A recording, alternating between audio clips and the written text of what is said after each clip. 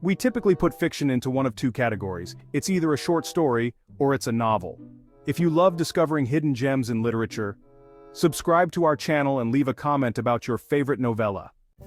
But there is another variation that lands somewhere in between the two. Yes, the novella. What exactly separates a short story from a novella from a novel, you ask?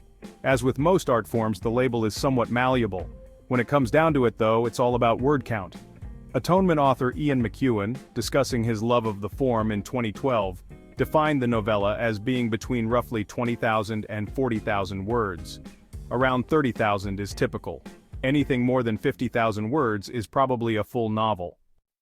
This leaves the novella in a weird in-between space where it's too long to publish in a magazine or literary journal and too short to publish as a book. Yes, there's another in-between category for those stories between 10,000 and 20,000 words, the novelette. For publishers, putting out a novella isn't a very attractive option. Novellas look pretty small once they're bound, and customers aren't always keen on spending hardcover prices for teeny-tiny volumes. Some of the difference between the forms is just marketing though. Novellas have been around since the Middle Ages, and some standard English class assignments are on the list. Even if you don't know it, you've surely read one, probably thinking that it was just an extra long short story, or a rather short book. Perhaps it was Joseph Conrad's Heart of Darkness, or Charles Dickens's A Christmas Carol, or Franz Kafka's The Metamorphosis. Maybe it was Edith Wharton's Ethan Frome or H.G. Wells's The Time Machine. All can be classified as novellas.